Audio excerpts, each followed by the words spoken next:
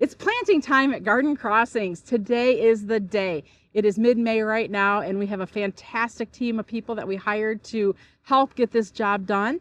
All the landscape beds all around are all going to get planted up. So we're going to take a look at how we do the planting process here at Garden Crossings. We're also going to take a look at some of the plant varieties that we did this year. We made a few changes in what we normally do, just because there were things that weren't working, and we're going to try some new things and see how they work for us.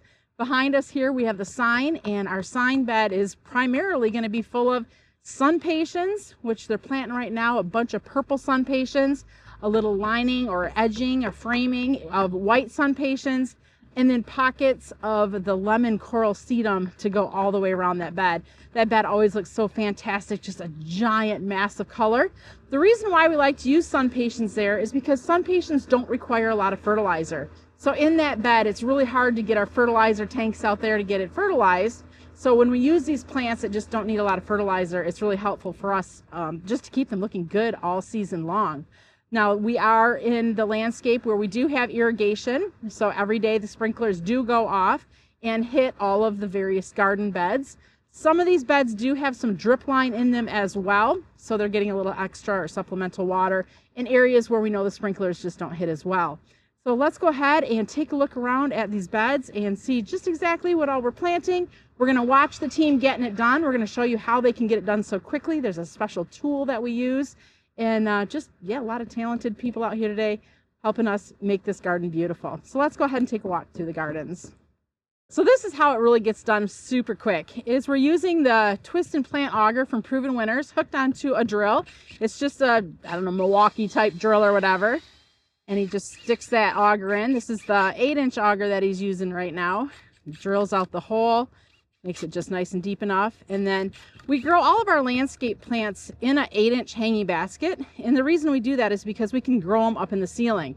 So obviously the ceiling space, we call it free space up there because, we have to set all of our flats and stuff on the ground, where baskets, if we can throw them in the ceiling, they can just happily grow up there and are up and out of the way. So in this bed, you notice how he just set that pot down in the hole. So he is just simply creating the hole, setting the pot down in there, and there's another guy down the row who is actually going to take the plants out of the pot and get it planted. So no, in these garden beds, we are not just sticking a hanging basket in the ground and leaving it like that. There's been some video we've done and showing the process, and people were confused thinking that we just left the baskets in the ground. We don't do that. The plants will come out and they will get planted right into the soil. But this is just a quick way, kind of a process. One person's the digger, sticks the plant in, the next guy's coming behind and getting them all in the soil. So one thing we found with this garden bed this year last year actually, is that there was a lot of dips and valleys in it. So certain plants were doing good while other plants weren't. And it was simply because there was low spots where there was a lot of water, and some of those plants were kind of getting drowned out and just not looking good. We did a lot of super petunias in here, and there would be pockets that looked awesome, and then other pockets that just looked very sad and very tired. So this year we kind of changed it up, and we used plants that we knew were going to be more thirsty plants, or plants that didn't mind sitting in low valleys and high ground. And this is pretty much all various colors of sun pations. You're going to hear me talk a lot about sun pations because in the landscape out here, again, they're just easy to use. They're getting the water they need, and we don't have that fertilizer out here. So various colors of sun pations. We also do have some salvia out here. It's the unplugged blue salvia, so that's going to be great for the pollinators. And then also too, with every post on the fence, we're planting, I think they're planting fennel, and that is for the black swallowtail butterflies. So hopefully we can attract some of those black swallowtails into this garden as well. So this is just going to be a mass of beautiful color once it all fills out. Now, another troublesome spot we had last year was on the back side of what we call the birch bed. And again, the side here, there was low spots and the super petunias just weren't doing good. So this year we planted mass of white sun pations, and I'm going to love how this white is going to look, especially at night when the sun is setting. It's just going to illuminate and just glow in this garden. So we'll see if that works better here. I anticipate it should. So just kind of a different look for this garden space. Now, I do love supertunias, and I love how they look in the garden because supertunias can just do a massive color as well. So let's go ahead to the front of the bed and take a look at what supertunias we used in this space this year.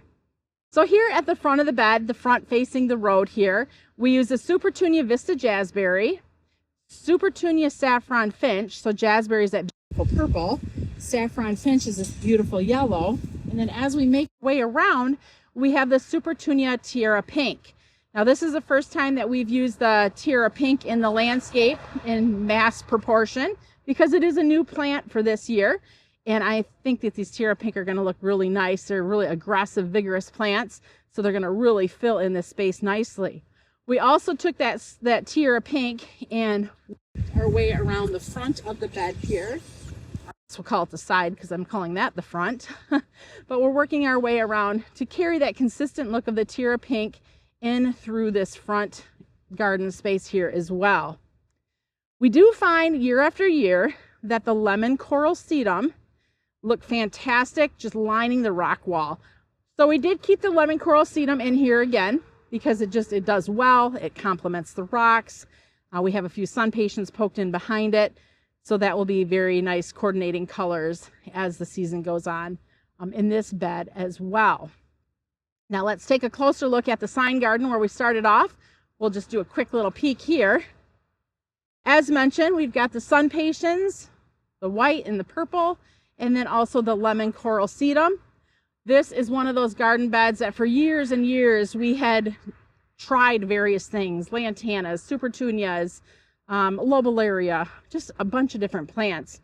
And basically what we've settled on and have found out is that the sun patients do the best here in this garden, along with, of course, the sedum. So let's take a look. Now we're going for mass impact, big color, and quickly. So the team is out here planting these plants about every 12 to 18 inches is how they're digging their holes. So it's very tightly planted, and that's because we don't want space in this garden. Once it starts filling out and flowering, we want the wow factor. We want people, as they're driving past this road that they're going 55 to 65 miles an hour, we want them to turn their heads because they just can't not, because there's so much color going on here. And again, you can see the team. We've got people out drilling the holes, placing the pots, just setting them in the hole, because with dark mulch, it's hard to see where the holes are. And then other team members coming behind here and just getting them all planted up. So many hands make light work and get the job done really quickly. So this is how the plants are all brought out here into the gardens. We load them up onto our shipping carts. And actually, let's take a closer look at one of the pots. So as I talked about earlier, we're growing these in an 8-inch hanging basket. That way the plants are bigger, fuller, faster. They can be grown in the ceiling, so that way they're up and out of the way from any of the stuff we're growing for our retail store. And basically they'll just take the hangers off and pop this plant out of the pot and stick it in the ground. Now, you know, someone's going to say, well, that's a pretty expensive way of planting the landscape. And it is. I mean, it is. But let's be honest, the reason we're doing this is because I want to be able to show you what plants look like in the landscape so you can make decisions as to what might work for you as well. The more I can show you, the more plants I can talk about, the more educated you can be on things for your garden. So it does have a cost to it for us, but it's totally well worth it because I know that the cost is resulting in education for our followers. We've got one more garden we're going to take a quick look at because it's going to be gorgeous. This is always a gorgeous garden, and this is what we call our parking lot garden. And right now we've got the Supertunia Mini Vista Hot Pink that will be planted in here once they're all done out there. We do like the Supertunias in this landscape bed because this can easily be watered with fertilizer water. So this bed will haul we have an injector that's a portable injector. We'll hook it up to the hose and we'll just fertilize these about every 3 or 4 weeks or so, depending on where we're at in the season. And that just helps give these plants that extra nutrient that's needed to make them look fabulous all summer long.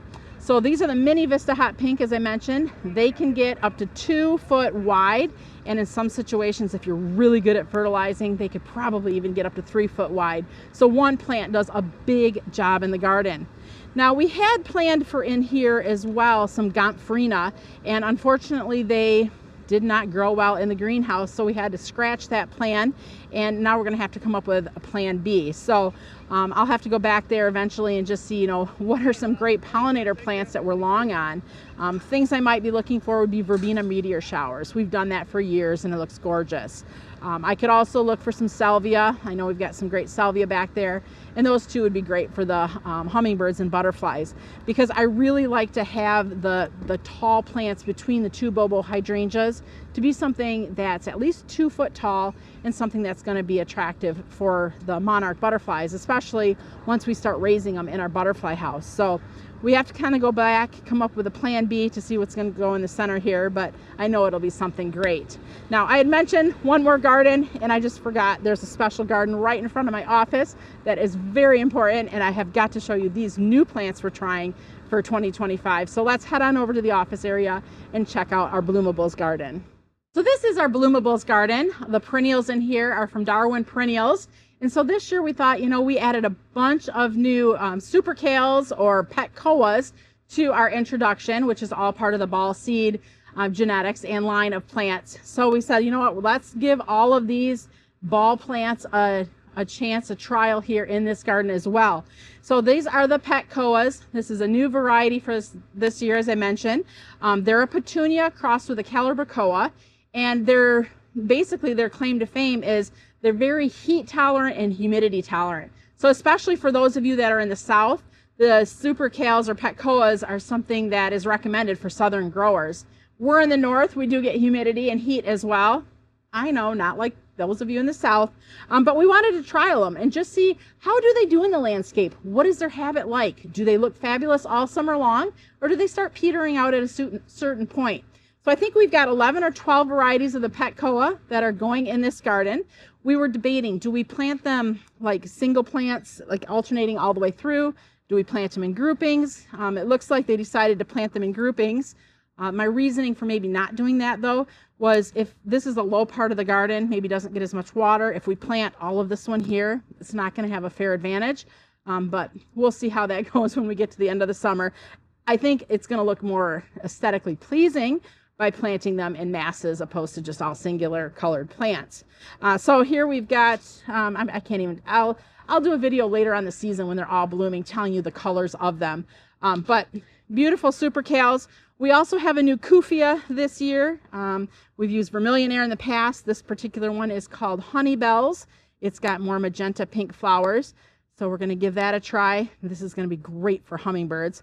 Hummingbirds like anything that has that tubular flower on it. That just says, hello, hummingbirds, welcome to the garden. So we're going to be putting little masses of those as well. The thing I do like about the super kales, though, is they have very, very large flowers. I mean, these blooms are just huge. And the colors, too. Having that calibrachoa bred into them, I think, is what has allowed for this line of petunia to just have a much broader spectrum of colors that we're not currently seeing in some of our super petunias. This one just, it's iridescent. It's got a shimmer to it. I'm loving that. A nice blue, pink, nice pinky purple. I guess we'd say it's got some blue undertones. Nice yellow and orange mix. Some more of that Kufia. This is a beautiful red with undertones of orange.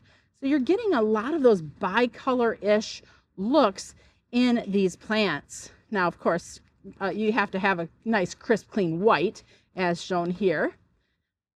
I did put my hummingbird feeder up, and I have not seen a hummingbird yet. So I'm kind of waiting. There's a camera that will go in there, and I'm waiting because the batteries will die so quickly. But waiting for the hummingbirds to show up, and then we'll put the camera in, and we'll be able to show you some hummingbird footage, too, hopefully later on this season. Another beautiful yellow with some burgundy in there. Red veining in that pink flower. Just kind of a really sharp and different look. Soft lavender, just kind of an airbrush effect. And then a really deep looking red. So we're excited to give these pet koas a try. We'll see how they do. They'll be right outside my office window, so I'll be able to watch them every day and just see so much color and so much beauty. I hope you enjoyed this planting video. We will be giving you updates throughout the summer of how all of these various garden beds are doing. And we're just excited to finally have annual color here in West Michigan. If you're new to our channel, we welcome you to subscribe. Thanks for watching. I'm Heidi from Garden Crossings.